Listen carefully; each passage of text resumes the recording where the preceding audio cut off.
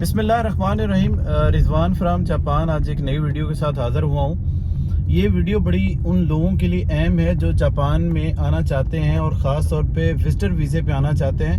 جیسا کہ میں نے پہلے بھی 3-4 ویڈیو اس جاپان آنے کے متعلق بنائی تھی کہ جب آپ جاپان آنا چاہتے ہیں تو آپ کے پاس 2-3 ہی طریقے ہوتے ہیں. یا اسٹڈی کا ہوتا ہے, یا پھر آپ کسی کمپنی کا امپلائی بن کے آتے ہیں, یا پھر شارٹ کٹ جو ہمارا پاکستانی ہے, ہم اکثر شارٹ کٹ راستہ اختیار کرتے ہیں. وہ یہ ہے کہ ہم جو ہے وہ وزٹ ویزے پہ آ کے یہاں پہ سائلم لینے کی کوشش کرتے ہیں.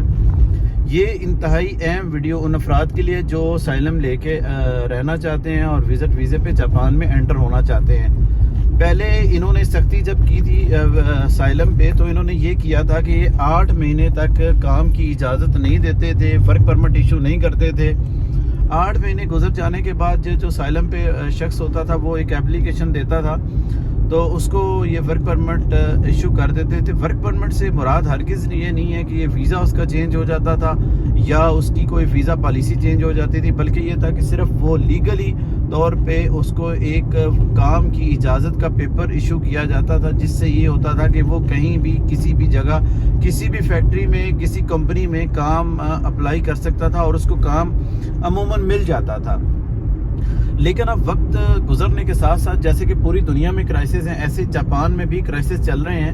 اور انہوں نے یہ کیا ہے, انہوں نے اب 8 مہینے گزر جانے کے بعد بھی کئی لڑکوں کے جو ہیں ان کو کام کی اجازت نہیں دی, ان کو ورک پرمٹ ایشو نہیں کیے. یہ ریسنٹلی وہ لڑکے تھے جو یہاں پہ جاپان میں بیٹھ کے بیچارے انتظار کر رہے تھے. 8 مہینے وہ کہیں بھی کام نہیں کر سکے اور ان کو یہ تھا کہ 8 مہینے گزر جانے کے بعد ہمیں ورک پرمٹ ایشو ہو جائے گا اور ہمیں کام کی اجازت مل جائے گی.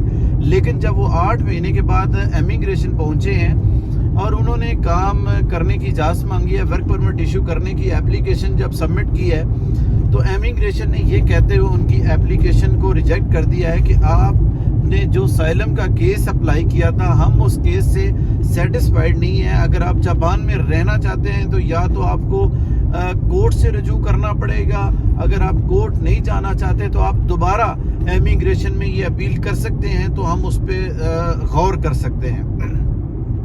تو معاملہ یہ ہے کہ اصل میں وہ رہنے کی اجازت تو چلیں دے دیتے ہیں, وہ بندہ سال 2 سال شاید اور بھی نکال لے جتنے بھی لڑکوں کے یہ ریجیکٹ ہوئے ہیں. لیکن مسئلہ جب یہ ہے کہ جب ان کو کام کی اجازت نہیں دی جائے گی تو ان کا فیوچر جو ہے وہ بڑا ڈارک ہے. ان کو جب وہ کام بیچارے پہلے ہی وہ گھروں سے پیسے منگوا کے یا کہیں سے یہاں کسی دوستوں سے یہ قرض لے کے ایسے کر کے وہ گزارا کر رہے تھے, اب ان کے لیے یہ مزید مشکل ہو جائے گا جب ان کو کام کی اجازت نہیں ہوگی. اس لیے جو افراد جاپان آنے کے خواہش مند ہیں اور وہ سائلم لینے کے خواہش مند ہیں وہ ان باتوں کو ضرور مد نظر رکھیں کہ یہاں پہ اب کام کرنے پہ ان کو اجازت نہیں دی جائے گی تو ان کے لیے بہت سارے پرابلم کریٹس ہو سکتے ہیں, ان کے لیے مسائل بن سکتے ہیں. اس لیے لیگل آئیں, اسٹڈی ویزے پہ آئیں, کمپنی کا امپلائی بن کے آئیں, ساری چیزوں کو آنے سے پہلے ان کا بغور جائزہ لیں تاکہ آپ کا وقت بھی ضائع نہ ہو, آپ کے پیرنٹس بھی پریشان نہ ہو اور آپ جہاں بھی پہنچیں اللہ تعالیٰ آپ کو کامیابیوں اور عزتوں کے ساتھ نوازے. اللہ حافظ.